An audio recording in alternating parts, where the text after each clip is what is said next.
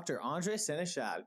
So, for anyone who is listening who does not know who Andre is, he is the chiropractor of LiveMax Health Group, as well as the owner of LiveMax Health Group, and he is also my partner in crime of LVX Fitness Studio. Basically, he is the person behind the scenes who is constantly telling me that I need to get my shit together. And it is probably the entire reason that we still have a gym right now, because I'll tell you what, I've had some learning curves. All have learning curves. Yeah. Don't worry about that. So I want to start off first. I think the main thing that is just a huge, maybe not necessarily like a misconception, but just something that most people don't really know what a chiropractor is, or they have an idea of what a chiropractor is that doesn't always necessarily fit with the way that I know that you treat your clients, or that you would kind of have, or what kind of session that you would have in terms of rehab with your patients. So what would you say would be the main thing that kind of comes to mind when people think of a chiro, and what do you think makes you different, or what makes a lot of chiropractors different from that initial kind of pop-in idea?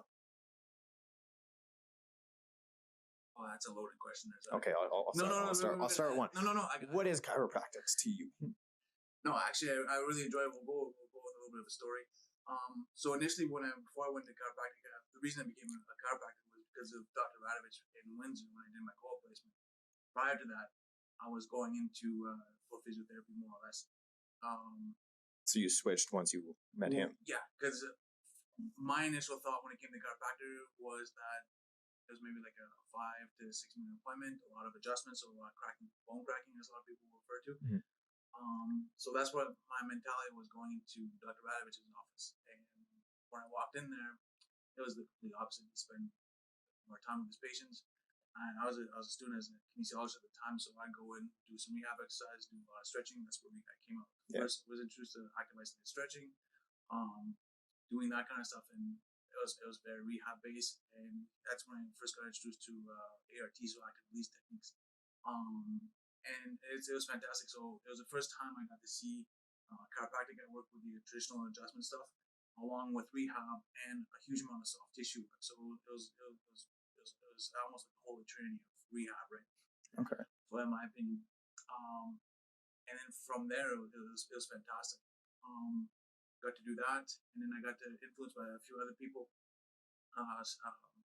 Stouter and Kathy Harvey over at the University of Windsor when I was working as a student athletic therapist, along with the football players and the hockey players. So it was kind of cool to see them. Kathy at the time was researching and finishing up to becoming an osteopath, so I got to have, on slower days, which was very rare, I got to have some cool conversations with her. Got to learn about osteopathy and the kind of cool stuff that they do, like the craniosacral stuff. And I was like, oh man, that's kind of cool. Maybe one day I'll double dabble on that.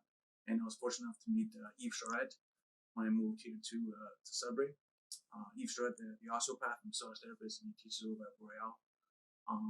And then from there, it's been fantastic. So as a chiropractor, when I went to chiropractic college, I always had the idea of treating with all three of them, the soft tissue, the adjustments, and the rehab. And as I'm progressing through my practice, I'm starting to know the soft tissue is equally just more important, and what's most important right now is rehab.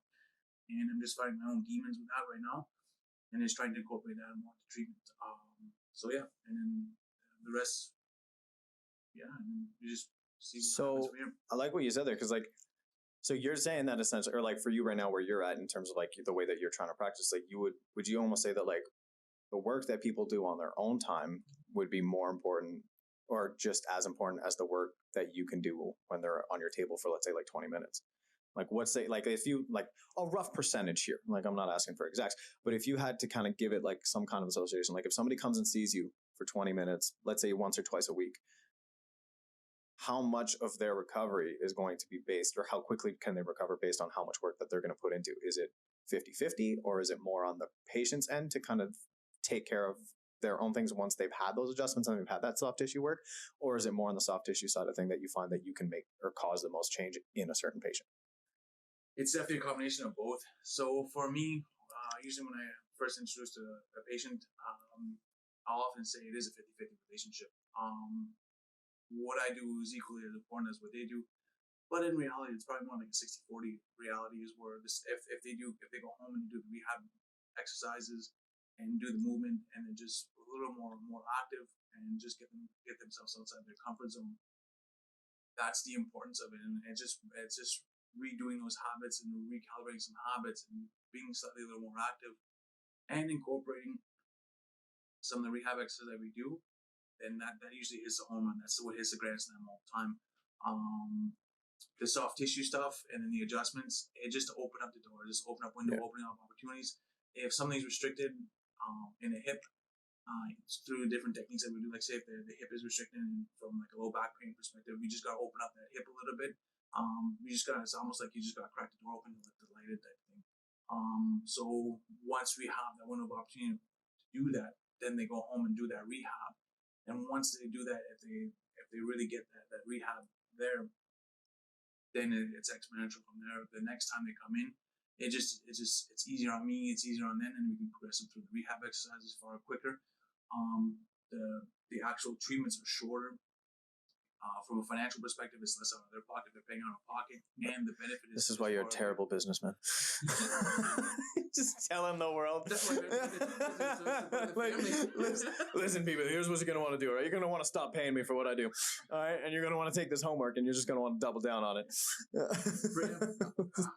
To tell you the truth, it's 100% the accuracy. Like, it's the rehab exercise and being active, and from the studies that I've read recently, general exercises, like especially when it comes to chronic pain, in the long term, like what we're talking about over years and stuff like that, if you're consistent with general exercise and you kind of put the effort towards that, the benefits and the reduction in chronic pain is far better than anything that they were able to measure through acupuncture, physiotherapy, chiropractic care, any sort of manual care, even over like pain meds like NSAIDs, opioids, and all that. The amount of benefit that the body gets just through general exercise, the stuff that you do, it's phenomenal. So you're saying I should get paid more than you? What are you saying? Well, no, I'm just. Similar to what we're talking earlier, though, but it's just the knowledge that we need in there. And sometimes I feel when it comes to exercise and like we were talking earlier with diet, sometimes we just overcomplicate things. Mm-hmm. Yeah, I agree. The 70s and the 80s were fantastic, but it was the era of like high gyms and bodybuilding and all that stuff. And it was like, well, if you got to be fit, you got to look like Schwarzenegger or Stallone. You got to be ripped, or you got to look like the guys on stage and stuff like that. It's not the case. To me, like a true physique or like a true health would be more towards like a gymnast type of thing, that kind of stuff, for like a martial artist. Like we talked about a couple days ago, like Bruce Lee. It's like you look at Bruce Lee, and the guy's in phenomenal shape. Yeah, and at the time, like he was considered like, I mean, I would never say that people thought he was like this absolute jacked dude. He was a very small guy, but he was shredded, like absolutely shredded. And but that was a physique that was, I think it not only seemed like more attainable for some people, because it wasn't, when you looked at Bruce Lee, you never once thought like, oh, the amount of steroids I would need to take to look like that, or the amount of bicep curls I would need to do to look like that. It was just like, he just looked like he could do anything you wanted him to do.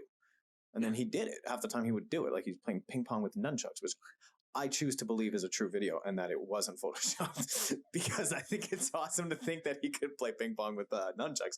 But like when you looked at him, like he was just an athlete. He wasn't a fitness model. No, he wasn't. But he still looked great. But the things that he could do were just incredible. Yeah, and he was able to move, and it didn't look like it was labored for him at all. But that, even like for me growing up, Jackie Chan was the big thing, and like his physique, like he had a great physique and stuff like that, but he was able to he was cut. I mean, I think he's still in great shape, but like even considering all the injuries he had, like he was in phenomenal shape when he was younger. But that's the whole thing, though. He was able to move, and then even on set and stuff like that, he would get injured, but he was still able to do that because of the pain tolerance he had, the threshold of pain. Like, of course, it was probably like superhuman. But at the time, like he was able to do great things just because he had that great practice, that great martial art, that great practice of movement that we've talked about many times. So it's sometimes to get out of a little bit of the comfort zone and to move a little bit more. And for the general public right now, a lot of times, at least in the treatment room, I'll recommend a lot of stuff that we do in the gym, crawls, some general plyometrics kind of stuff, general exercise of calisthenics, gymnastics, entry stuff, coming into like push-ups. when I was in my 20s, I thought push-ups were ridiculous. I was like, whatever, it doesn't matter. Like, the bench press has to be, the bench press is what it is. But the amount of imbalances I got from the gym press, because that's what was told. That's why I looked into like the research, and that's what came into like the research articles at the time. It was the thing to do was to go and have a sweet bench press and then do some lat pull downs and that kind of stuff, more like the pro science stuff. But I forgot that how important a general push up was over all the other stuff. And then now we've reintroduced that into the workouts and stuff like that. And my shoulders feel phenomenal, my back feels great, hips feel great. It's great. So we just have to simplify a lot of things and then just get up and move a little bit more. Hang out like for me with my little kids, hang out with my little kids and kind of mimic them. It's just like the cutest reason to be fit.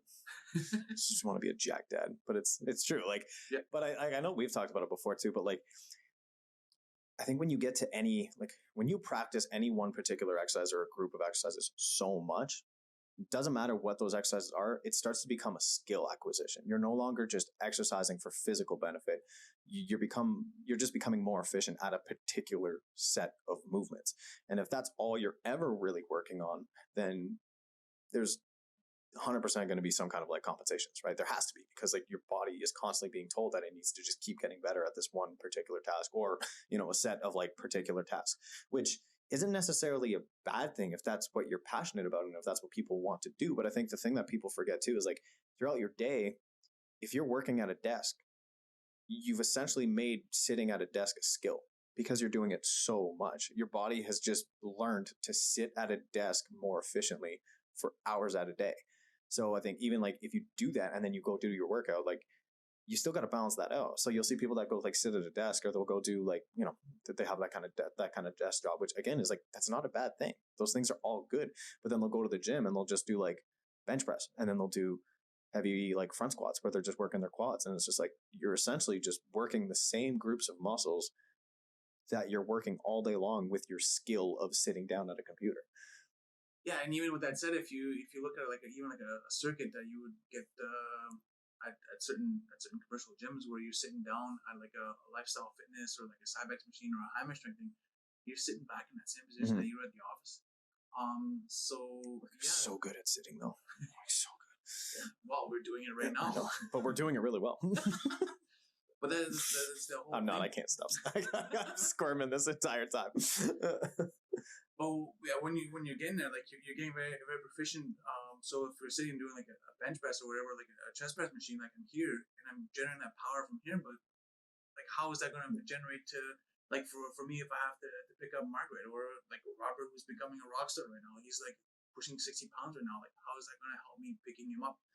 Yeah, he is a little bit bigger boy. He's like he's 6 years old and that kind of stuff. But sometimes he just likes getting a hug by dad. You know what I mean? Like, and then who doesn't want to give their kid a piggyback ride?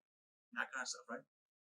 So it's almost like athletes train so they're better on the field. I feel that most of us should train and look at our lifestyles right now. Man, I sound very super. Anyways, let it out. Like we should be training for life right now, and so we have to really work our imbalances right now. A lot of us have like really tight hip flexors and stuff like that, and stretching and all that other stuff. A nice yoga practice or Pilates practice is fantastic. Get that out, to get that stretching in.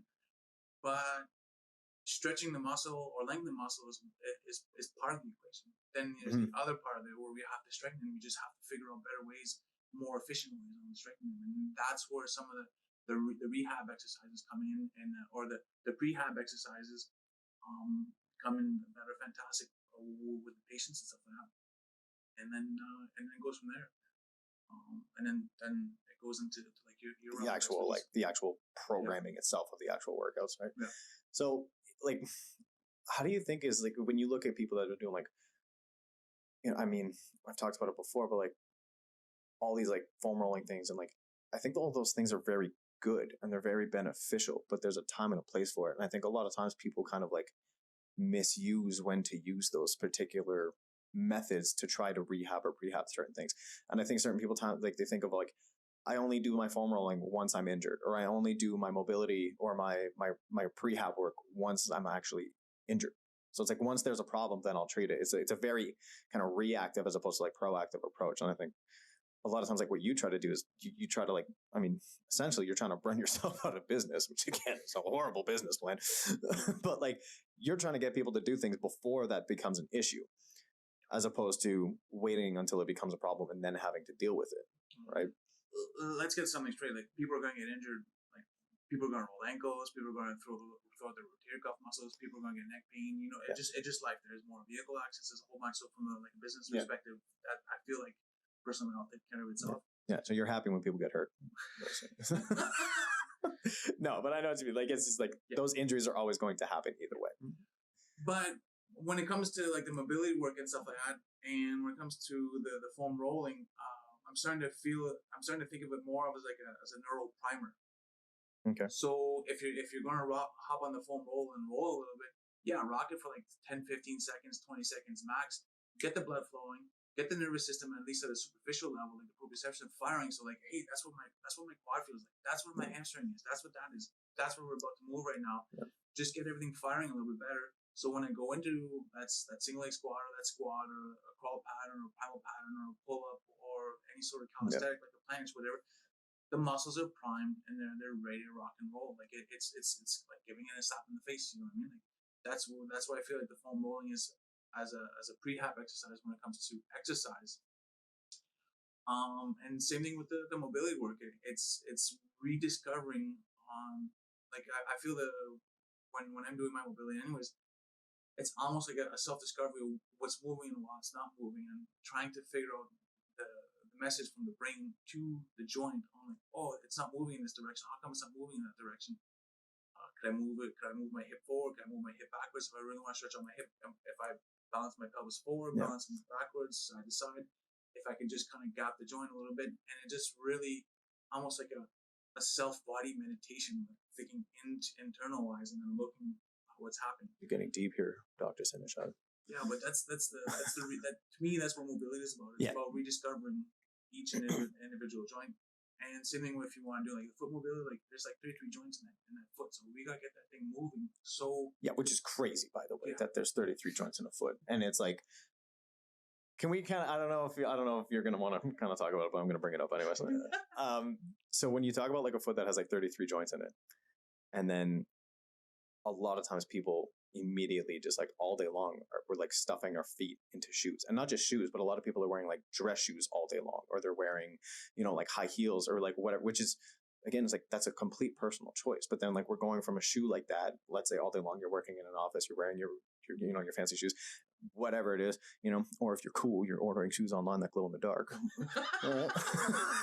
But essentially it's like then you go from that, and then people go to the gym and then they shove their feet into like some like super like sleek like slick Nikes, or they go for a run outside and they're wearing this like super padded comfortable shoe where everything is kind of like holding everything in. Like how much time do you think that people should be spending on their feet, where there's there's like you said 33 joints in just the foot alone? That's not even like, we're not even talking about like the ankles, the knees, the hips, like and then everything above it, which is still connected to that pattern whenever you even like just walking. Like your spine still moves when you're walking. It's not just your foot, but we spend so much time just like stuffed into these like foot machines. I can speak on a personal note. I probably spend about the drive into work. So when I leave the house to drive into work, and when I get into the clinic in an actual ordinary shoe, the rest of the day, and then on the same. So about 25 minutes on the way into work, 25 minutes on the way home. The rest of the time, I'm either barefoot in socks. And that's why I kind of enjoy the funky socks from time to time. We've all noticed. And then the rest of the time, I'm either like, especially summertime, I'm in my Vigo Bare Feet, which is just a nice like barefoot shoe. But with that said, it took me about 2.5 years to 3 years to graduate to that Vigo Barefoot. So there's a lot of time and effort. It's a learning curve. A lot of self-love with the hands, with the foot massaging and that kind of stuff. You had to self-explore your feet, is what you're telling me right now. But because of the way the shoes are formed, the toe box is really small. So it's going to crush that toe box. It's going to crush the toes forward. And especially if you're like 8 hours, 10 hours. And if you think of some of the guys that are like in the mine, like we're here in Subway, some of the guys that are in the mines, they're in those boots for like 12 to 14 hours a day. Because they got to go to work, they got to come home. Like some people spend anywhere from 12, 14, like maybe 16 hours in the shoe. don't get me wrong. The shoes have a purpose. Yeah. It's always it's the reason why you're wearing a shoe. Like if you have to wear a shoe at work. It's safety, especially if you're like as a tradesman. Especially now with everything going around, you don't want everyone walking around barefoot. That's just it's not the time. No, it would just be nice if some of the shoe companies would just create like more of like a wider toe box, so at least the toes could expand a little bit. So if you do have like a I don't know like an E shoe, if it's not overly wide, then maybe get an extra shoe size. Yeah. For your foot, it'll feel like your foot is flopping around in the boot a little bit or in the shoe. But you want to promote that Hobbit foot look, like you really do. You want you want a nice spread in the toes. Yeah, you definitely do. And it'll help things a little bit later on. I think like we're seeing more shoes like that, or more shoe companies coming out. Like I know, like the first one was like the what do they have? Like the it wasn't Vivo, but the little toe shoes. Oh, the Vibrams. Vibrams. There we go. We had the Vibrams, little like the finger, like the little toe ones. And I think, like you said, like you took like what 2.5 years to get into like a full barefoot kind of like workout state. But I think those toe shoes were awesome, and it was like the concept behind it was really cool. But then you had people that were like going from like, I'm gonna run my 16K one day in my big comfy Nikes, and then I'm gonna drop down into like my completely minimalistic like 5-toe little like Vibram shoes, and it was like there was no progression. Like that was like when I tried bench pressing the first time, I went straight from like the bar to 225, and I was just like, bro, I don't need to warm up, I got this. But like spot me. Like and it's the truth, like and they're pricey. Like but I know like the Vivos, like they ain't cheap. Like the Vivo Barefoot, they run about like 140ish and up. Yeah, so like that's a pair of Jordans, dude. Yeah, I've seen some in the $300 range. But once again, it all depends on the reason, the purpose of why you're wearing a shoe, right? If you want to look super sleek, yeah, man, by all means, it all depends on what it is. If you want to look good on a night out, if you want to rock that for ladies, if you want to rock high heels, like that's cool. For the guys, if you want. I don't think the toe shoes really worked well with the ladies. I'm just gonna go ahead and assume they were like right above Crocs. It was Crocs, and then toe shoes at the bar. But yeah, if I was single, I probably wouldn't be picking up anybody at the bar. But anyways, that's dude, you've seen my shoes. I'm still not picking up anyone at the bar. Don't be sweating. So, but on that note, like, yeah, it all depends on the reason why you're wearing the shoe. If it's to look good, then if you want nice leathers, then that's perfect. If it's your night out, you gotta look good, then yeah, that's it. But once again, if you're going out like on a wedding, or if you have an important interview, you're in that shoe for 2, maybe 3, 4 hours. You know what I mean? And then you can kick them off and then rock into something else and hang out in your feet. But the other thing I started to, at least in North America, I feel that we have like this weird thing with feet. People are kind of grossed out with feet. So maybe we want to put people in shoes to kind of cover up the disgustingness of the foot instead of just celebrating what it really is. It allows us to move. So once the foot's allowed to move and stuff, and we get over that kind of stuff. And maybe I'm looking too much into it. Like sometimes I normally do. No, never. Never. But it all depends on what kind of objections we have when it comes to that foot. If we're okay on what the foot looks like, and come to terms on what it is, it allows us to walk and to move and to do the things that we want to do, and then we can go from there. But with that said, like if you think about like a professional soccer player, can they perform to the extent that they can without that cleat? I don't know. Like there's cleats on the bottom, they have to grip the turf and all that stuff, and then the shoe keeps everything. There's a purpose for them. There's definitely 100% purpose for it. Yeah. And then if I'm here trying to tell like a tradesman or a tradeswoman not to put on their safety shoe, they're like, oh, man, it's safety, man. You got to protect their feet. Then yeah, that makes 100% sense. Do it for your feet, man. Do it for your feet. No, take the armor off. So it all depends on what the reason why you're wearing the shoe. If the shoe is just for style and function, you're going out, that's cool. And if you have to wear a specific shoe for a purpose, awesome. But if you're not, hang out at home. Just chill out in your socks and then. But being barefoot also means you should probably be doing something with your bare feet, not like get home, take your shoes off, and then it's like, I'm barefoot, I love it, and then you're sitting on the couch and your feet are reclined up, and you're just like working those toes, like. No, they definitely have to be weight bearing, and then you have to challenge them a little bit too, like we said, the 3 joints. So if you can, we live here in Sudbury and different things like that, which is relatively safe. Go hang on your backyard now that it's summertime. Walk in the backyard. Allow the feet to feel the different things of the. You know what I'm gonna tell you? People don't like though, Andre. People don't like when you toe high five one of your boys. Okay, me and Ryan once, we took a video of us just gently caressing our toes together because we got the Hobbit feet going on. You know, like we were part of the like barefoot club, and we hugged and our toes interlaced, and then I think he sent it out to his peers, and I don't think people liked it very much.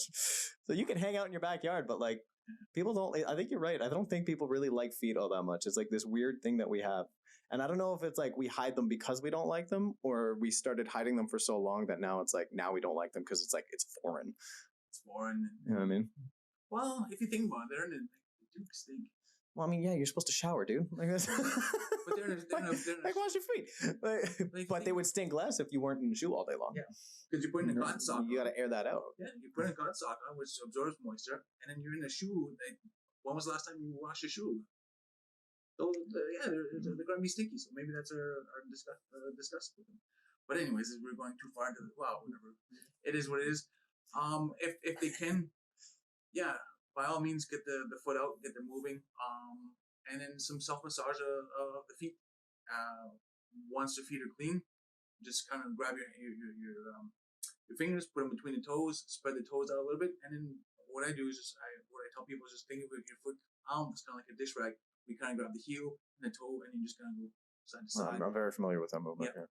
So, and then so it actually helps a lot, and the feet feels fantastic afterwards. And then how often or how long would you have to do that for to start seeing like let's say I'm coming in with and I wear work boots all day long. How long? 5 minutes. That like a day or like is this like 5 minutes a day kind of thing? Yeah, 5 minutes a day. Okay. If you're the more consistent, if you do when you wake up in the morning, when you go to bed at night, that kind of stuff, it'd be awesome. Yeah. If you're bored chilling on watching Netflix and just make your time useful on the couch and just grab the foot and just do that with it. So they're like the intro of a show, like the intro song of a show. So once the credits roll, just switch foot and that kind of stuff. And and then the other stuff is just to hang out, stand up on your feet after you've done that, and some air squats or some body squats, lunges, that kind of stuff. So because now that we've woken that foot up a little bit, now what we want to do is we want to increase the strength of the arch. Because of the way the shoe is so well designed, we really want a nice supportive shoe, so we have a really supportive arch. So the foot doesn't allow it to kind of expand a little bit. So once we've done all that, the foot will kind of drop a little bit. So now we have to engage a little bit. So a lot of times people say like curl their toes and different things like that. The cue that now I really enjoy using is just kind of activating. So you just want to lightly press into the floor and then just kind of activate a little. So just a little bit. So just kind of actually feeling the arch come off the ground instead of like trying to like curl your toes in. Yeah. Try to feel the floor with the pads of the toe rather than just underneath the toe bed now. And then once you're there, just coming into like a single leg squat. A lunge, a squat if you have both feet down, a squat. And then you could experiment with some golfer pickups to get a little bit more like a hamstring stretch. That kind of thing. So you're just kind of teeter-tottering at the waist, grabbing a golf ball or grabbing something off the ground and coming back up. And then once again, it's just to experience that foot and to get it moving the best it can. So the next day when you go into your shoe, at least the foot had a workout and it's moving a little bit. And then you might avoid a little bit of like plantar fasciitis and all that other jazz. But I like how you're saying it's like you can actually like you don't have to do like a foot workout to wake your foot up or to actually get anything out of it. Like you can actually just go and just being a little bit more conscientious of it while you're doing your actual exercises. You know, even if it's not a leg day, like how many people are doing like I've seen it all the time where like even just bench presses or even like weights. You know what I mean? It's like any kind of like weight. People don't use their feet to really ground themselves into the floor, and not only do they lose so much power, so it's like you could have put up more weight, which is like essentially that's what everyone's trying to do it for. Like, you know what I mean? Like if you're lifting weights, it's probably because you want to try to lift heavier at some point, or you want to be able to lift it more often. But like their feet are like hovering, or they're like tap dancing, which I find you see a lot, where the legs are and the glutes and the foot is almost completely disengaged and barely even making contact with the floor. And they're just like flopping on the ground. And it's like just being cautious of like, you know, pressing down and actually gripping the floor with your foot. And you don't even have to do it like the whole time, but even just like setting and actually planting yourself into the floor and then going into your press work or whatever kind of work you're doing, just being more rooted and being aware of that, like you're already still kind of working that foot.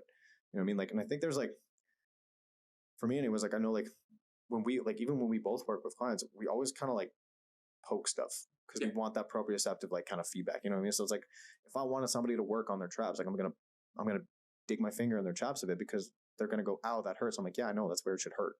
Like that's where you want to feel it. And it's weird to do it with feet, but you can do it if you're, like actually step somebody's foot. But like even just like having them stand on like a really small surface or like a little ledge, it's crazy how many people can like stand. Like I've had people stand on like sticks like maybe the size of like a penny, and it's like excruciatingly painful all the way up into their spine because like it's literally like the first time anything has touched their feet. So it's like clearly they're not doing their feet massages at the end of the night. No, they're not. And then just having the foot active like that, having the foot woken up. I wish I had this data off the top of my head right now, but there is already a higher glute activation. So the fact that the foot is moving better, it's somewhere in the neighborhood of like 15 to 25% more glute activation. So girls that want to build a bigger butt, work on your feet. Should work on their feet more. Yeah. And then you're helping a lot of people right now, aren't you? But no, like for me, like the footwork, especially if you're doing any sort of like standing stuff, and then if you want to ground stuff, because that's the key. That's the proprioception, and that's what you need to get the glute activate. And then it all depends on how far you want to go. And then so to me, that's foundation number arguably like 1, and then like foundation number like 1. Like foundation of like your base of movement kind of thing. Base of movement, yeah. Okay. And then the next conversation I feel that once the foot is addressed, if they do have a foot problem, and then the big source thing, and it's a lot of things that people will look at differently, is the core. Mm-hmm. So if you have great foot activation and great core activation, especially if you know how to fire which muscles when and which way, mm-hmm. like for a weightlifter, like you guys were talking about Pat last time, you guys were talking about more like the Valsalva maneuver, like getting engaged in core like more outwardsly, and then you were talking about like the hollowing aspect of things. It all depends on what you want to do, but you need that body awareness in the core to be able to activate it that way. So okay, I'm weightlifting now, so I gotta do like that Valsalva. So you're getting that nice big brown barrel, that weightlifter kind of belly. Yeah. But if you're going more into like a gymnastic type of thing, like you were saying, like like a banana, like you want to haul a little bit. But when we're sitting right now, like right now, it doesn't really matter. But if I just kind of collapse into my chair, like my back is just getting chewed up. So if I want to stand upright, I have to like rotate my hips, and then my belly would kind of come up a little bit, and I can activate the core. It doesn't have to be full activation. Like I'm not squatting over 300 pounds. Yeah, you don't got to be like flexing your abs the whole time you're sitting down. Yeah, a small little. But not like. No, it's not like you're you're bearing down or anything like that, but getting them activated and having the core active, but being able to breathe at the same time. So engaging the core. That's tricky for people to understand though, man. Like, because I think when especially for me, like when I train clients, like it's crazy how many people have like no idea where their stomach muscles are or where their pelvic floor is, or even like where like, and I mean, don't get me wrong, you're not allowed to just go around and start touching everyone's pelvic floors, but like even like their diaphragm, it's so hard for people. And like, it's like we've trained ourselves out of it, or so many people have trained themselves out of being able to actually stay tense or have some type of support through their core and actually still be able to breathe. And you see it all the time. It's like one of the first things that like, as soon as I can see somebody starting to get tired, one of the first things that goes is like they're breathing. And then you just immediately get this like dig deep into that breath. And then they just like hold and they don't stop. And it's like that Valsalva maneuver just ends up lasting like 3, 4, 5 reps. And then you have to like, it's crazy that you have to remind people that they're supposed to breathe. And it's like, that keeps you alive, but we're so quick to just like completely forget about it when we're under stress and when we're under load, because so many other muscles want to just take over because we've kind of like lost that like that feeling of what it's actually like to kind of like breathe into your stomach and also stay stable at the same time. It seems like they're kind of interconnected for a lot of people, where it's like ribs come up, breathe in, ribs go down, exhale, and it's like that just becomes the new normal. And it's crazy how hard it is to relearn that if you let it go for too long. But from like a weightlifting perspective and a spine health perspective, you kind of want that barrel kind of look. Mm-hmm. And then so the core is active all the time and you're able to breathe. So it's not a question of stiff and not stiff. It's just a question of stiff and stiffer. Mm. So as I'm breathing, I'm stiffening up my core, and as I'm breathing, I'm increasing the intra-abdominal pressure in my abdomen, and my core just becomes different. So it's like I'm double protecting my spine. Yeah, you're kind of going. So it's like if you're not doing anything, you should have a little bit of tension. Essentially, you're still kind of like half flexing it, and then when you're actually trying to like use it or trying to move something that or like say exert any kind of like force or power, then that's when you really brace harder. But what you're saying is like you don't really want people to ever be like relaxed completely. The only time you can be relaxed completely when you're lying down, type of thing. So you can stop flexing when you lay down. Yeah, and like if you want to get some spinal mobility, like doing like a cat camel thing. But other than that, being engaged a little bit, hugely beneficial.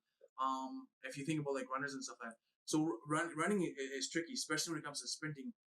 Anything over 100, 100 meters and then above, because you require such a amount of oxygen, or like any sort of cardiovascular. The more oxygen you require, the more lung. Then the more you have to train your core, because the core has to be strong to begin with. Yeah.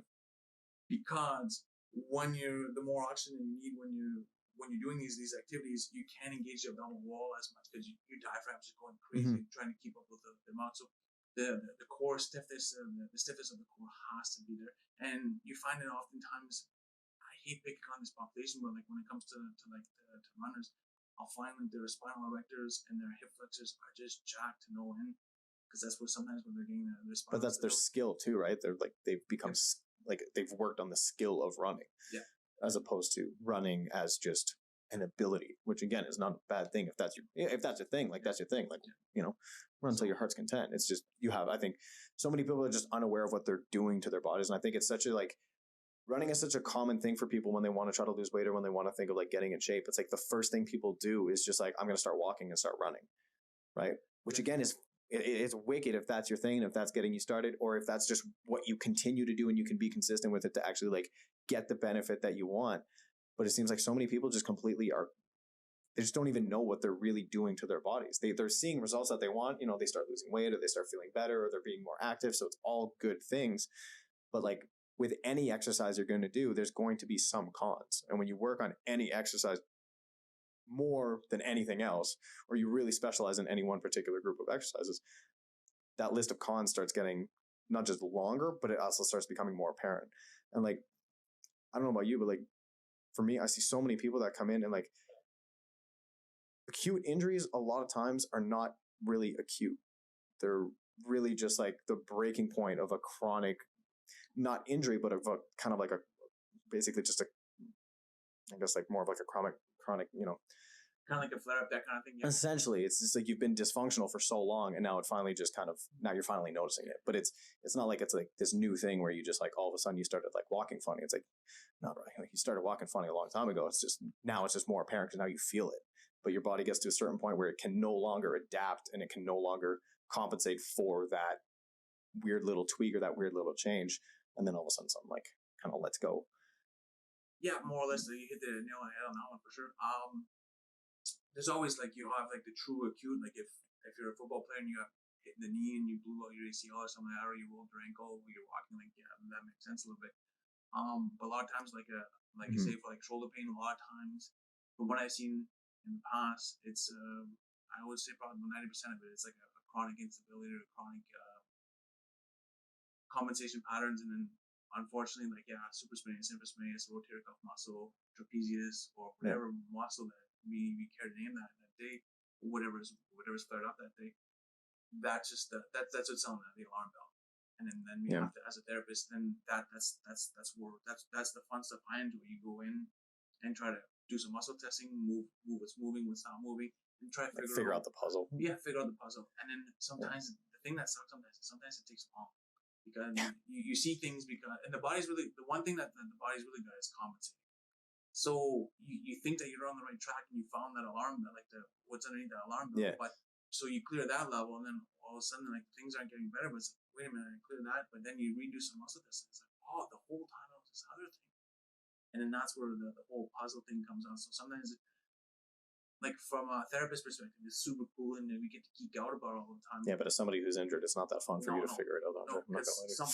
Sometimes it sucks. Sometimes the alarm bell or that thing comes around.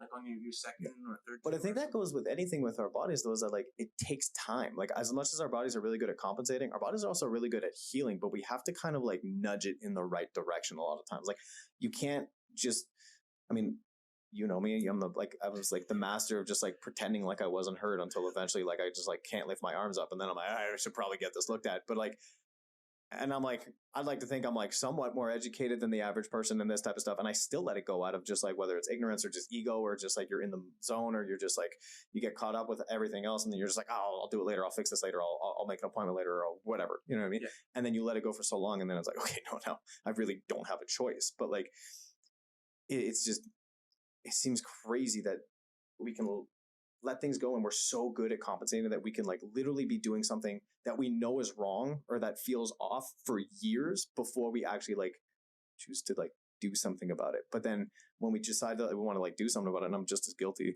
is like I want it to be fixed like right away because it's like I want to get back to like doing what I was doing. It's like that thing that I got hurt doing, I'd like to go back to do it again, please. Like, yeah, that stupid thing that I was doing that injured my ankle. Yeah, I want to go back to it. So if you could fix my foot and my ankle right now, that'd be fantastic. But it's like it takes years to get to that point. Yeah, no, you know what I mean? It's true. And it takes time to get out of it. And as frustrating as it is for you, on our side of the things, it is frustrating for us because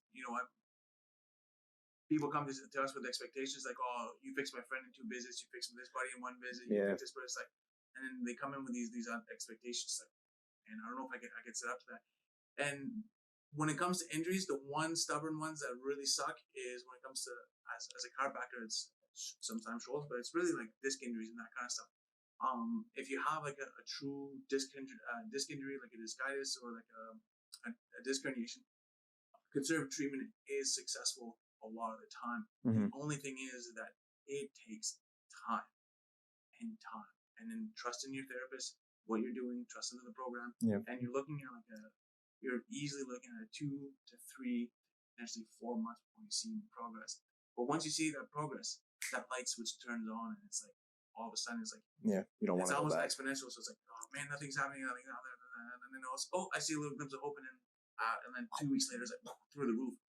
So it's just to trust the process and to give things a time. So like from a therapist perspective, trusting the process, but also doing the work. And doing the work, which is the part that most people don't like to do. Yeah. And then usually when I talk to people, especially when it's like new clients, I say it's like, you know what, we got to trust the process. You got to give me at least five treatments. Like the initial one, figure out what it is.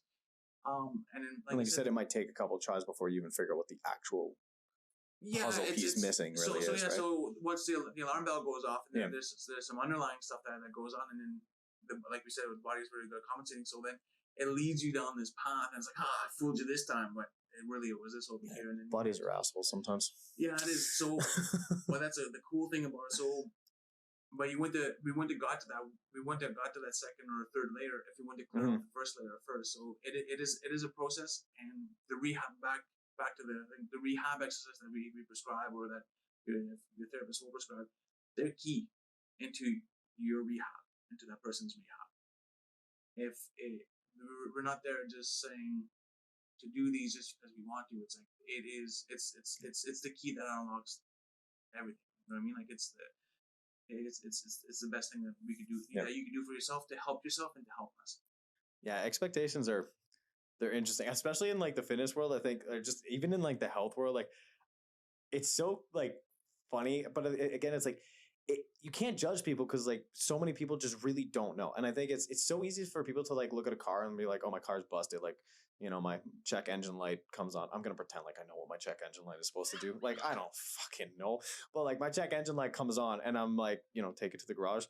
Guy tells me what's wrong with it. He fixes it. I get back in my car and it's like, it's fine. Problem is solved. And I think it's so easy, especially if you don't really understand the human body, which most people don't, because it's not something like, if it doesn't interest you, or it's not even really like pushed in like our school systems really, where like you don't even really have to know how your own body really works or does anything. Like, you know what I mean? Like you have some biology classes, so we understand like how, we understand how cells work, but like people don't understand how to do a push-up properly. But it's so weird. But like then their expectation becomes like, well, I have a problem. I'm going to go to a massage therapist, or I'm going to go to a chiro. I'm going to go to a personal trainer, and I'm going to have my session, and my problem is going to be solved. Just like when I bring my car to the mechanic, they're going to fix it, and then I can drive off with it. And it's like people don't realize that it's like there's a whole thing and a whole chain of happening, especially like we talk about when if somebody's coming in with like a chronic injury. It's like people will come in thinking they have this like acute injury where it's like, I stubbed my toe and now my toe is busted. And then you start looking at it, it's like, yo, your toe's fine, but like your ankles are fucked. Like we got to work on this. And then you start working, and like you said, then you start finding there's issues with the hips, and maybe the ankle was locked up by something going on with the hip, and maybe the hip could be locked up by something going on like by the shoulders. Like it's this, there's so many different possibilities of what could actually be happening. And I think that's maybe partially why people don't necessarily see the benefit. And I think doing a lot of the work or a lot of the rehab stuff is because they feel like, well, I did my appointment, or I did my personal training session, or I did my hour rehab. Like, why isn't it fixed? You should have fixed me by now. And I think like sometimes just like that misinformation of people thinking like they can just go and get something tuned up on their body is like so then it's like, well, you must be bad at what you're doing because like I don't feel immediately better. They don't understand that it's like this is a whole system. It's not like you can just interchange that one part, and then you interchange that one part, and then all of a sudden the issue goes away. Like, you know what I mean? Like, even if you had a hip replacement, like if you had a hip replacement, like you can replace that one hip, but that doesn't necessarily mean that all the tissue around it is now fine, or that your knee's going to stop hurting when you're walking, because you might still have a really bad gait. You might still have a really bad walking pattern. But it's like, yeah, but I fixed the part. My hip was the problem, and I have a new hip, so I should be all better now. And it's like, it doesn't work that way. Like our bodies are just not these mechanical things where I mean, I wish, don't get me wrong. Like I got a mechanical arm tattoo on my arm. Like I would love if my body was an android and I wouldn't have to worry about this shit, but it's not. Like we have to actually work at the systems and actually like slowly kind of build on them and figure out what the problem is. But like so many people just think it's just that instant fix, right? Crack my back so I can go back to doing backflips. And it's like, I'd take more than that. It's a process. And as we're sitting here talking about it, the only thing I can really relate to it is, it's a process and it's an art. So like my father's my father's a welder. If you look at it, there's a whole bunch of chemistry going on and all that other stuff. I don't want to pretend I know metallurgy, even though I grew up in the household. Yeah, car stuff and metal stuff. Yeah, it looks cool. Gotcha. But yeah, they are putting pieces of metal together. But it all depends on how you want to look into it and how artistic you can get with the weld. Like I know it's you're just looking at a welding bead, but there is an art and there is a technique to it, and there's a whole bunch of other stuff. And the same thing when it comes to like the human body and a lot of different other stuff. It's a process, and it's an art and a science that combine, and that's where like the clinical knowledge and all the other stuff, and that's where you have to that's where I have to think back and look at things as critically as I possibly can and trust the process, and then look at things and sometimes admit things like, oh, okay, yeah, this was it, and we had to go this direction. So was I wrong? I'm not quite sure if I was wrong or not, but there's definitely art to the process of it, and it's a system that you have to kind of buy into it. Buying into it, I feel like it's the wrong word. But it's something you have to look and take on like ownership of it and move on with it. And that's huge too, though. But actually owning up to the fact that you did something that might have caused you harm in the long run, or that you're doing something now that's not actually benefiting you in the long term, or even benefiting you in the short term. That's like it's not actually helping you get where you want to go. But all the stuff that we're doing is it's a process of making your body better. Yep. So you are injured. There was something going on wrong. But the rehab exercise, the therapy that we're doing right now, whether it's massage therapy, physiotherapy, chiropractic, athletic therapy, osteopathy, it's a process. But the end goal is making that body better and trying to optimize it for performance. Whether it's performance on the sports field, whether it's performance in the mines, whether it's performance like my dad is a welder, whether it's performance somebody sitting on an office desk and just doing data entry all day. Yeah. The body has to be geared to do what you want it to do. And when you change what you want it to do, you also have to take the proper steps to get ready to do that change. Yeah. It's not like you can just go from like first to second. Cars go first to second, right? Yeah, they do first to second. Yeah, you go do that, right? So like you can't just go first to second. Like you actually have you still got a clutch. You know what I mean? But your body, you actually still have to get ready to move on to that other gear, that other, like, whatever a task that you're trying to do. And the more different those tasks are, the more prep work and the more time it's going to take before you're actually in a mode to kind of get ready, which is actually even cool. Like even like in the Jordan documentary recently, like the Netflix one, The Last Dance, like even when he was talking about, like, you had Michael Jordan, who was probably one of the most amazing athletes ever. But even when he was talking about his switch from like basketball body to like baseball body, when he was going to play baseball, it still took him, who was probably one of the greatest competitors of all time. I think I might be wrong, but it was like 6 months or something like that. And he still didn't really feel like he was completely ready to do the task he wanted to do. They went on strike, and then he Right. came halfway through the season, and Yeah. then he was kind of so. Yeah, because he had to get back, right? Yeah, He had to come back. He did the Space Jam thing, fucking saved him. and Thank you, Bugs Bunny. He came back, so it was, he might have It's said good, 6 6 months. months, but the way I look at it in my head right now, it was probably closer to like 9 months. Like, Yeah. I don't want to. Yeah. It was his story. Like, I don't want to take that away from him. But yeah, it's definitely so. Like, for him to Just call him up. You're lying, MJ. I did the math. But okay, so we'll say it was a grace period of like 6 to 9 months. Yeah. Like that's still a process. And the guy was already all-star, phenomenal. an absolute all-star. He was the upper echelon. He was the creme of the creme. You know what I mean? Yeah. So, and then like we're just kind of average. Yeah. Like, and then you have people that are just like, oh, that Spartan race? Yeah, I could run that this weekend. Yeah. Oh, you lost a guy? I'm down, buddy. I used to cycle in like university. It's like, oh, yeah, no, yeah, you still got it. As we're sitting here having the conversation, I remember when I was a kid and we were talking about switching gears and stuff like that. The only thing I can relate to it is Super Mario Brothers. Remember when we used to go like World 1, World 2, and you were able to like warp? I don't know if you remember like the original one. I'm 27. Okay. So for like I had 3D Mario. Right? Like it wasn't.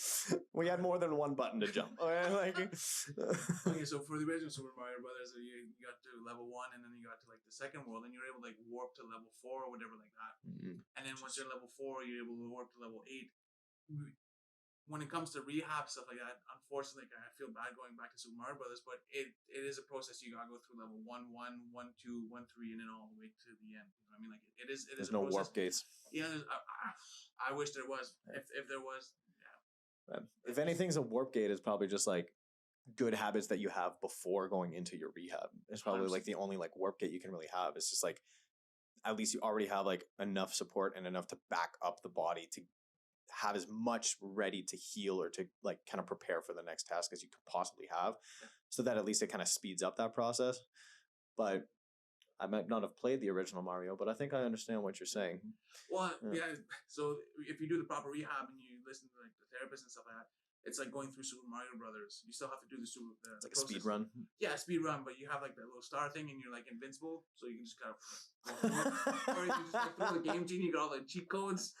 You're like playing Grand Theft Auto with all the cheat codes, and just like immediately, fighter jet. I don't know how that happened, but up, square circle. All of a sudden, problem solved. Yeah, there's none of that, unfortunately. So, but yeah, that's it'd be pretty dumb though if they did. Yeah. But that's the closest thing when it comes to rehab and to getting back doing what you want to do from an injury is just to trust what the therapist is doing, and then to take to heart what they're giving you. Yeah. That's the other thing is I think a lot of people too, they kind of see it as like they're paying this person for this service, and they see it as like, well, I'm paying you so you work for me, whereas like I think you always get more out of that client when they see it as you're working with them. Yeah, I'm alongside like the person. Exactly. It's like this isn't like I'm gonna do shit or I'm gonna tell you things and then that's gonna make you better. It's like you got to work with me. I might have, like I don't feel I can teach anyone to do anything as a trainer. I can't, but I can give them a little bit of guidance so that they can figure it out for themselves. I can go through past experiences or through, certain cues that I might understand or I might know or I might feel might help that like specific person or like for that particular task. But it's like, I can't just take what I know and just like drop it into your body or into your brain so that your body or your brain connects to your body, because it's different. Even if I could do that, it still wouldn't work because your body is completely different than mine. So it's like, we can't see it as this like exchange of like, you give me information, I am now better, or I'm now fit, or I'm now healthy. It's like, you have to see it, or you have to look at it as like, I'm going to try to trust you and I'm going to trust your opinion, which, then the responsibility becomes on that trainer and that therapist to actually give them the best quality that they are capable or that they are knowledgeable of. But it's like when we can work together and you can understand that I'm just trying to guide you, I'm trying to guide you to the light a little bit. That's it. I can't show you how to do all of this, but I can help you figure out how to do it so that you can maybe figure it out quicker than I did. Or maybe you can figure it out in a way that doesn't involve you getting hurt or going through all these injuries or having to go through this like long laborious process. It's just like we can work together through it, Like I'm Vin Diesel and you're Paul Walker, and like I don't want us to split up at the end of the road, Like we gotta side by side it. Yeah, that's pretty much, and then it's definitely a team effort to get everything done. Like it's I wish it was something simpler than that. At the end of the day, I wish I worked like Tylenol and ibuprofen and all that stuff. I wish I was like a pill that you could come in the office and then put my hands on you and then poof, healed. But it's unfortunate, at least in my world, that it doesn't work that way. We try to be as close as we can to that, but once again, it's a thought process, and then unfortunately, the pill is the communication between me and the patient or me and the client, and it's that interpretation. And then, like you were saying earlier, it's like, so I have all the knowledge and I'm going to give it to you as much as I can, and then I'll coach you through the rehab stuff. But once again, it's your body's interpretation of the exercise I'm giving you, and then your body will interpret it. And then if I could show you how to do it, chances are you'll be able to understand a little bit more how your body's working better, instead of me just telling you how to do it. So if we do the motions together, if I coach you through it, then you understand how the body can move and should move, and then you just have to replicate it at home. One of the best quotes I've heard in a little while is, as a therapist, we always aim for, like when it comes to movement, we always aim for that perfect movement, but we accept less. And or the ideal motion or the ideal movement, because we want the joint to move a certain way, but there's different variances in anatomy and structures and the tightness of the musculature. So it's going to be my new Tinder profile. Aim for perfect, but settle for less. not settling, but no, I know everybody has different interpretations, and everybody's body moves differently, and it's how we have to coach it and how we can do it. But you have to experience the best you can how that joint moves in a healthy fashion, and to try to get you, if pain's the driver that you came to the office, then we try and get you out of pain as fast as we possibly can. And then we have to get that joint moving in the joint lines or the joint the chain of the joints, and then that's how we gotta go about it, and just making sure that everything we possibly can do for you is achieved. Yeah, and I think that also like it helps when people are willing to kind of play around with information that they get, right? And it doesn't necessarily mean like I don't mean play as in like go play dodgeball, you know what I mean? But like I mean like if you're massaging your foot, because you seem like you're really trying to push for people to be accepting of feet, and I appreciate that, Andre. But like if people are playing like or moving around with their foot, like sometimes just challenging those angles a little bit more, not to the point of like pain, but being able to play around with like, well, what if I hold it this way? What if I spread my toes out a little bit more? What if I roll the ankle counterclockwise instead of clockwise? Like, that's how you kind of learn even more about your body, and that's how you'll actually be able to really figure those things out more for yourself. And I think that's the interesting part about kind of training in different ways, even though you might have like a specific goal or you might be an athlete with specific tasks that you're trying to accomplish or become more proficient at. It's like just playing around with those other little aspects just a little bit, even if it's not necessarily like a straight skill transfer or a transfer of abilities. Sometimes just being able to play around with those options, it just kind of gets you a little bit more in tune with your body so that you have a better understanding of what you're actually able to accomplish, and then taking that and applying it to that specific task that you're trying to do. You know what I mean? Like if you're bench pressing, like being able to, if you played around with where your shoulders can actually go and how they can kind of move in your shoulder blades, like you might figure out that you might not actually be setting for your bench press properly because you might have been doing it way too high up. For example, like maybe you're shrugging way too high up and you're not actually retracting as much as you really could to give you that extra little bit of power in your press.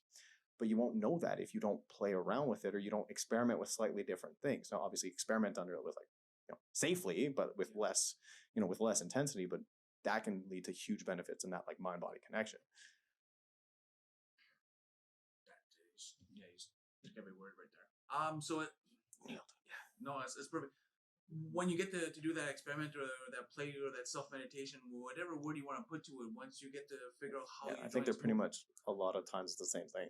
Yeah. Whatever word you want to use for it. What's happening in at least to my knowledge in the brain, as soon as you kind of move the joint or gap the joint or however you want to do it, you're highlighting the sensory units in your brain. So you have your proprioception and all that other stuff. So you're just highlighting it, and instead of going from from my era, we used to come from CRT TVs, like tube TVs. So it's like you're going from that, like where I can maybe move my shoulder this direction, and then if you're playing around with it, okay, so now you're going into 3D. Yeah, you're going high definition, and then you play around with it a little more, and it's like, oh wow, now I'm 18p, you know what I mean, or 1080p, and now I'm like, oh man, I'm 4K. So the more you get to experiment, and the more you get to play around with the joints and how the body's moving, the proprioception ability that you have and the sensory ability that you have in your brain, it just becomes clearer and clearer and clearer. So the picture goes from fuzzy to almost picture perfect. Yeah. You know what I mean? So and that's what we're trying to do. Once is there also a connection with that between even just in terms of if we're talking just pure performance, just the amount of motor units that you're actually recruiting, would that increase? I don't know if there's any research on that. I have to check it out. That's a good question, but you definitely have more of I think what I can think of right now off the top of my head is that if you have a better understanding of what and how your body would be able to move, then you'd be able to, your skill acquisition would be that much greater. So that much faster, that much thing, because sorry, I'll throw you under the bus here, but your interaction with Amazon the other day, you already had a sweet kick, and then with Joe, you guys had a little more, you got some coaching from there, and then Amazon came in, and he just cleaned up a few things, and you had a deadly kick prior, and then just clean it up again. But it's because of all the skill acquisition that you do in the gym. It was an easier transfer into that because I already had that awareness in my body, and it just clicked a little bit sooner when he told me to make these little changes. It was because I already understood what that was supposed to feel like in my body, it made that jump that much more. It seemed effortless, but I think the thing that and I get that too. I find I'll be working on a skill, and it's just or even I'll be doing something, or I'll be training, and people are oh, you're lucky you can move like that. And I'm I've been training since I was 4, and I'm just figuring it out now. I'm 27. That's 23 years. I'm so happy you said it first, but it's true though. If I'm 27 and I started training when I was 4, doing basic, I was in karate, so I was doing push-ups, squats, and martial arts, and little kicks, and and I was 4. I wasn't training because I was trying to be the next Ultimate Fighter. I did it because my parents told me I needed to do something, and they dropped me off so they could bring my brother to hockey. It was they needed to keep my little attention deficit as busy for at least an hour, and maybe burn off some energy. That's how it started. That's it. It was just please, just for the love of God, go practice your karate. And I was yes, sensei. You know what I mean? So it's but I've been doing that since I was 4 years old. That's 23 years of me trying to and I haven't stopped. I haven't stopped training. I've always picked up different things, and sometimes it was things that I probably I would have been better off not doing or not practicing or not, because they led to injuries or bad habits or whatever it might be. But that's still 23 years of experimenting and playing around with my own 23 years of playing with myself, Andre, to be able to make that extra little change in that kick happen in 10, 15 minutes instead of taking an extra 3 hours or an extra week or three months, sometimes depending on the person and how little exposure to their own abilities that they really have, right? It's easy to forget that build up. Yeah, because it's a long process. Like you said, it was a 23-year process, right? So for something I had been doing since I was like I said, I was doing karate when I was 4, and that's and I just figured out how to have a better kick now, essentially. You're coach on kicking prior, right? So you already had that motor unit, all that the recruitment already there, so it was just fine tuning, and that's where it comes, and all depends on how much you want to drop in, how much time you want to do it, and how crafty you want to become. If you just want to be healthier, then the process isn't as long as 23 years, but it's still a process. I was a fat kid, right? And then going through high school and stuff like that, I was always the heavier guy, and that kind of stuff too. And it wasn't until the last 4 years or so where I actually dug down and actually took my fitness a little more seriously. Yeah. And it's just 4 years from now, and now I'm finally seeing some progress in the mirror and kind of stuff. So it's definitely a process, and it's a 4-year process. It's not Yeah. something you can just go over and Yep. turn like, okay, I'm going to close my eyes tomorrow morning. I'm going to get up and do it. It has to be a priority. Yep. From a fitness perspective. But does it have to be a massive does it have to be a massive time commitment? No. Like Mhm. I remember when I was in university, sometimes my workouts would be like 3 hours long, and I was like, it was a pro split. I'm just like, Yeah. I just didn't, at the time I had time, but now You're like, sure, why not? Let's throw some curls in here. yeah, let's do curls for a half hour. Why not? Yeah.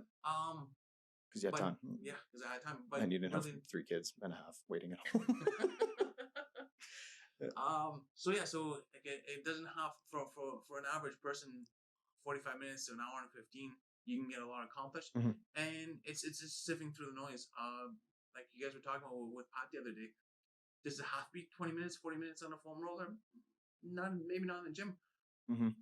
If you're chilling at home watching some Netflix, it might be a good time to bust out the foam roller at the end of the day, just get some blood flowing and things moving. Or but in terms of your actual training session, it's like and then you're picking and downtime. choosing your battles a little bit more. Yeah, and then if you're choosing your downtime or whatever, if you're chilling out listening to a podcast or an audiobook or anything like that, like if you're just sitting there, just instead of just sitting there, just gravitate to the floor and then grab your foam roller or do some rehab exercise, grab your foot, move the foot around. If you're having a conversation with somebody, it's probably kind of gross in this day and age, but just grabbing your foot and moving, hopefully they're close. And just never break eye contact and don't blink. Just massage your foot for half an hour as you never, ever break. Sure. That's a good move. That's a power move right there. You are asserting dominance. I walk into a space and you're staring at me as you massage your feet and having a full conversation with me. Like, I'll do what you want me to do, man. Like, I don't care at that point. But like, and I think why Zach's single. No. Nobody's asking. But I think it's also crazy though. Like, sometimes you can have information, like even like for me, you said like you've been involved, like, you were a bigger kid, but then like you were in university or high school, university, Cairo college, like years and years of education and schooling. And it's like you had all this information in your head, but then sometimes it's just like you needed to be in the right headspace before you even took some of that information and actually realized that you needed to apply it in a better way. And I think it's one of the hardest things I find, like for me as a trainer, and I don't know if it's like this for you as a therapist. I'm assuming it's probably one of the bigger challenges, but like maybe I'm wrong. I'm wrong a lot. But I think communicating information is just, it's not enough, right? Like if I'm trying to work, like I said, if I'm working with that person and that person is willing to work with me, it's not enough for me to just give them information. I have to find a way to make them give a fuck about that information. And that sometimes is harder because like we can talk about this kind of shit all day long and we can, shoot facts back and forth or experience back and forth. But if I can't find a way to make that person give a shit about why they should care about this and why it's important for them, I can tell that person for years before it actually clicks and they actually make the decision on their own to like follow through with that thing I've been telling them to do for like 3-4 years. And sometimes it's something simple as like, it could be something as simple as like dietary change or even just like a lifestyle thing or even just like doing their rehab work on a regular, consistent basis. And then it's like, it takes like 4 years before somebody starts doing it and then they start feeling better and they're like, yeah, I finally started doing what you told me to do 4 years ago and I finally fixed that problem. So I don't actually need you to show me how to do this anymore because I've been doing it. And it's just like, it's the most frustrating, but also the most like it's the weirdest like mix of emotions because it's like you're so like frustrated that it took them that long to like finally listen to you when you knew you were right the whole time or that you were legitimately going to be able to help them with this information. But then you're relieved that they're actually doing it and benefiting from it. And you're like, good, I'm so happy I managed to help you, but I'm so upset that it took you that long to listen to me, which is also why I stopped answering questions at my family dinners. Like, I am just like, I'm so done. Like, I can't, because it's a lot of times people just ask questions to be nicer because like they're like mildly interested. But again, and that's also on me. Like, I have to find a way to make that information valuable to that person because to me, it might seem valuable because I read it or I've seen it somewhere or I practiced it or I experienced it. But that doesn't mean that person's going to listen. It's literally like parenting. It's like you're going to tell your kids 1,000 times not to do the drugs. And then they're going to come home and they're going to tell you one day that they did the drugs. And you're like, damn, I told you. But like, I guess you had to figure it out. But sometimes it's like that with grown ass adults when it comes to their health and fitness. But we all do it. Like, I'm probably just as guilty, if not more than anybody else. As you're sitting here talking, I felt like you were calling me out on my diet stuff. No, I was calling myself out on my own shit. Like, but like we talked earlier, person has to understand, and then they have to feel it. It's like when we were talking about it earlier with, when we were talking about it earlier with the whole diet stuff. There's so much information when it comes to diet, exercise, and all that other stuff. And until once the person feels how they feel on like a nutritious diet and how they feel about it, or with a good healthy workout plan or program, and then like, or both, or like even like me and Greg were talking about, like my workout partner, my workout buddy. We've been working out consistently for like 3+ years right now with no significant injuries because we finally started listening to our bodies on how it's actually moving. Yeah. Started listening to some of the stuff that you were saying, some of the stuff that was coming in, the research that I was saying, and we were kind of meshing them together. And then actually listening to our bodies. There's times where I had a workout on my mind, and Greg walked in the door. He's like, "Well, I feel different." I was like, "Yeah, you know what? I feel a little off today too." He's like, "Why don't we just do like more of like a movement based day or a prehab day based?" And we still walk out of the gym sweating buckets. We feel accomplished. Our bodies feel loose and great. And I get to hop on the other side of the door and still do your job. Still do my job and be able to treat it. And at the end of the day, why am I training? I'm training so I'm more efficient when I treat and when I work, and so I can go home and hang out and play with my kids. Yeah, that's the ultimate purpose for me. And same thing when it comes to food. The reason I'm eating my food now is now that because you have a goal now that you're really and you're picking and choosing what you're doing to give you the results that you want to reach that goal. But I've also felt the results. Yeah, so you understand it. You don't just know it. You actually understand what it feels like to really be doing the right thing. And it's all about the feels, man. It's all about the feels. Yeah, you've been in your feels. You've been in your feels. I didn't move my feels lately. Yeah. But it's once it's once you feel, and then same thing when it comes to like the joint movement stuff like that. When I teach something like a 90-90 or like a hip movement or like a shoulder movement, or when they finally figure out how to brace their core properly, when I'm trying to coach them, it's like a light bulb goes off. It's like, that's what that's supposed to feel like. It's like, yeah, that's what you're supposed to be doing the whole time. And then it's a cool connection. I geek out about it. I'm probably the only one in the world that really geeks out about it, maybe other therapists, but at least for that person, they have that connection. It's definitely just you. It's definitely just me. But at least they had that connection with it, and then they felt it. And okay, so this is what I have to strive to feel more. So when I'm lifting or when I'm doing something, this joint or this thing or my core has to feel this way. My foot can feel this way, and all that other stuff. Yep. It's nice to come into the treatment room, do some soft tissue, and you get the fluff, that kind of stuff. But if you want long-term goals and long-term results, then there's no sexy way of putting it. Just got put in the work. Yeah, I think it's really easy. Like, it's actually, I don't just think it definitely is. It's so easy to get caught up in what you see and what you're being told you should be doing by other therapists or athletes or especially now with like Instagram and Facebook and YouTube, and you have so many people that are putting out information, which some of it is fantastic, some of it is less than optimal, but there's so much of it, and it's easy to get caught up into like, this is what I'm supposed to be doing, without even really thinking about like, what are you actually doing it for, and why are you trying to do it, and like, is that even what your goal is, or are you just doing it because you feel like you're supposed to? Like, are you only doing that really hard, super intense workout because you saw that guy on Instagram or that person on Facebook, or you heard some therapist say that like that's what you're supposed to do to feel the best you've ever felt in your life, without necessarily really being honest with like, do I actually feel good when I do that? Or am I just doing it because I'm told I'm supposed to feel good when I do it? You know what I mean? Like, and like having those goals and that idea of like, why am I doing this training? Why am I doing this rehab? If your rehab is because you're a competitor or you're an athlete and your goal is do the rehab to become better at your sport, when you start doing your rehab and you get better at your sport, that's your reason. Right. But for you, like as a dad, it's like, that's your main goal. Is like, you're trying to stay healthy so you can keep being a dad. Right. My goal is, obviously I'm compensating for shit. Right. But, but no, it's just like not getting caught up in that. It's so easy to get caught up, but it's really hard to kind of get out of that and actually really focus in on what it is that you really want to be doing. But once you figure that out, it's amazing, right? Because then you, like you said, like you start feeling good and you start like you're actually making progress.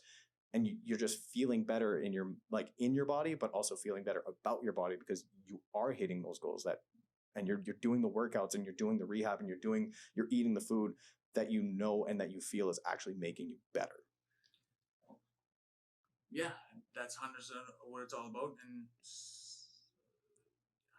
yeah, man, you hit the nail on the head. And the only thing I can really compare it to is like earlier in my career, like you're always trying to achieve these different goals and stuff like that. And when I first moved to Sudbury and became a chiropractor, in my head I was like, I want to be the best chiropractor in Sudbury. But now I've matured a little bit more, and now I just want to be better than I was yesterday. So what do? I go to research. I do research, find some research article at night, in the morning when I wake up, that kind of stuff. And you listen to your buddy. Yeah, have conversations like these, like, and that's what it's all about. So it's all about what you're looking for and how you want to achieve it, and then just to find those people that can help you along the way. I see myself as a chiropractor, but also as like kind of like we talked about earlier, like as a coach. So you're just helping. I'm just coaching people along like their physical journey, and then you could find other people to help on with other journeys that you have. There's the one cool thing about the job that I do have, and I can't stress this enough, is I do spend a little bit more time with my patients. So I'm 20, 25 minutes in. Some of the conversation that I'm able to have with some of these incredible people that come in the office, like it's phenomenal. All these cool people that you could have, and just having conversations. Like I get to sit down and have coffee with like 10 to 15 people. Now it's a little less because of the situation, but it's fantastic. So you get to learn and build that relationship with that client. Yeah. And that's like a huge basis, like having trust with your client and also your client having trust with you is huge when it comes to actually like getting better. Yeah. So no, it's been fantastic and a fantastic journey, and I continue looking forward to it all the time. Awesome.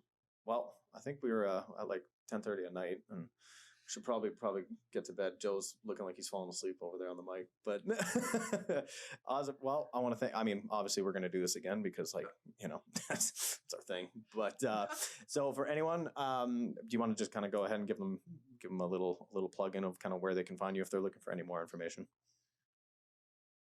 Sure. You can find us at livemaxhealthgroup.ca. I forget my answer. LiveMax, that's like spelled LiveMax. Yeah, right? LiveMax. .ca. Yeah, we have a fantastic team of therapists. There's myself as a chiropractor, Dan and Krista as massage therapists, Crystal as a physiotherapist who specializes in decongestance therapy, where it's more specialized, especially after post-cancer patients to clear out the lymph. And that's another great topic. That's phenomenal. I never thought how important the lymphatic system was. And we have Carla as a osteopath, and I'm very fortunate to be able to work with the team. And then of course the LVX team across the way, man. It's phenomenal to work with you guys. So I'm fortunate. I'm glad you like it because like you're pretty heavily invested, and I'm not gonna lie, you got a couple things riding on it. Yeah. All right. Well, thanks, man. I think can't wait to do this again. This is a blast. Sure.